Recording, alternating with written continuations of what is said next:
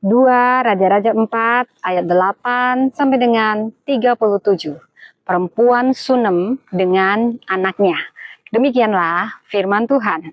Pada suatu hari Elisa pergi ke Sunem. Di sana tinggal seorang perempuan kaya yang mengundang dia makan.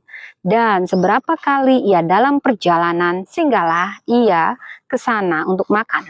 Berkatalah perempuan itu kepada suaminya, "Sesungguhnya aku sudah tahu bahwa orang yang selalu datang kepada kita itu adalah abdi Allah yang kudus.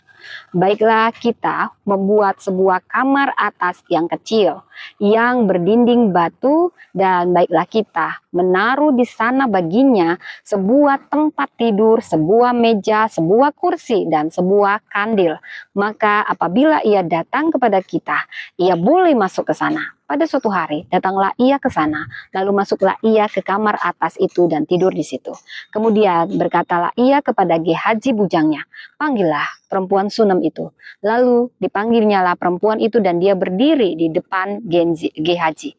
Elisa telah berkata kepada Gehazi, "Cobalah katakan kepadanya, sesungguhnya engkau telah sangat bersusah-susah seperti ini untuk kami. Apakah yang dapat kuperbuat bagimu? Adakah yang dapat kubicarakan tentang engkau kepada raja atau kepala tentara?" Jawab perempuan itu, "Aku ini tinggal di tengah-tengah kaumku." Kemudian berkatalah Elisa, "Apakah yang dapat kuperbuat baginya?" Jawab Gehazi, "Ia tidak mempunyai anak dan suaminya sudah tua." Lalu berkatalah Elisa, "Panggillah dia." Dan sesudah dipanggilnya, berdirilah perempuan itu di pintu. Berkatalah Elisa, "Pada waktu seperti ini juga tahun depan engkau ini akan menggendong seorang anak laki-laki." Tetapi jawab perempuan itu, "Janganlah tuanku ya abdi Allah, janganlah berdusta kepada hambamu ini."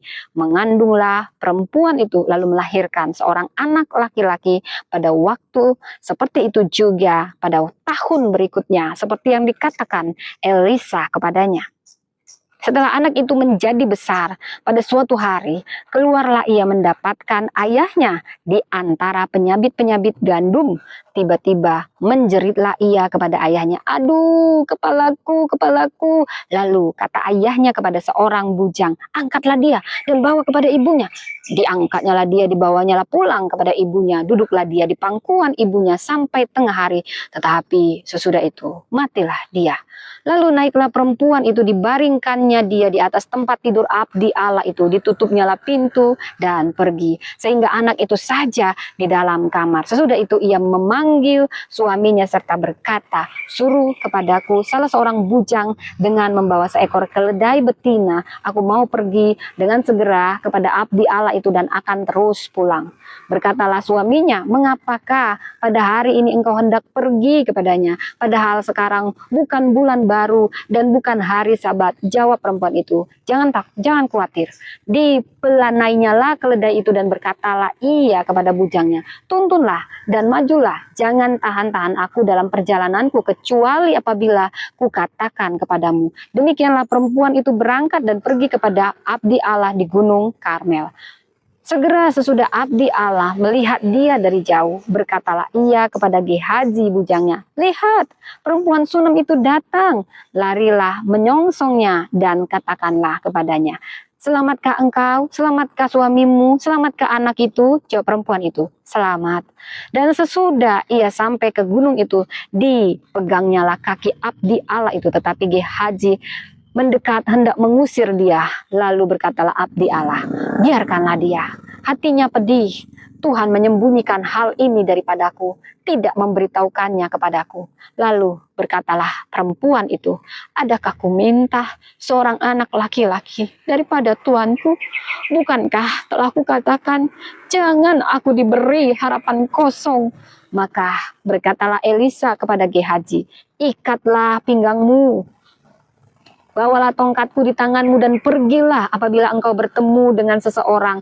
Janganlah beri salam kepadanya. Dan apabila seseorang memberi salam kepadamu, janganlah balas dia kemudian. Taruhlah tongkatku ini di atas anak itu. Tetapi berkatalah ibu anak itu, demi Tuhan yang hidup dan demi hidupmu sendiri sesungguhnya aku tidak akan meninggalkan engkau.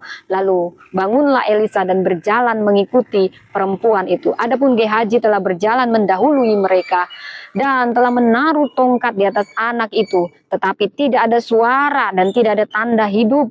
Lalu kembalilah ia menemui Elisa serta memberitahukan kepadanya. Katanya, anak itu tidak bangun. Dan ketika Elisa masuk ke rumah, ternyata anak itu sudah mati dan terbaring di atas tempat tidurnya. Sesudah ia masuk, ditutupnyalah pintu, sehingga ia sendiri dengan anak itu di dalam kamar. Kemudian berdoalah ia kepada Tuhan. Lalu ia membaringkan dirinya di atas anak itu dengan mulutnya di atas mulut anak itu, dan matanya di atas mata anak itu, serta telapak tangannya di atas telapak tangan anak itu. Dan karena ia meniarap di atas anak itu, maka menjadi panaslah badan anak itu.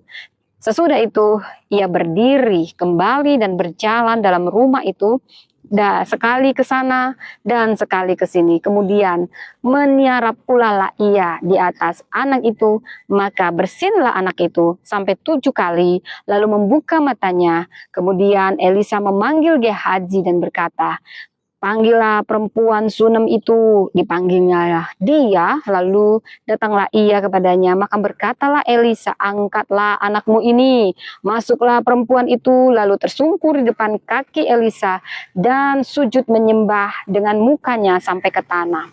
Kemudian diangkatnya lah anaknya, lalu keluar. Demikianlah firman Tuhan. Tuhan memberkati.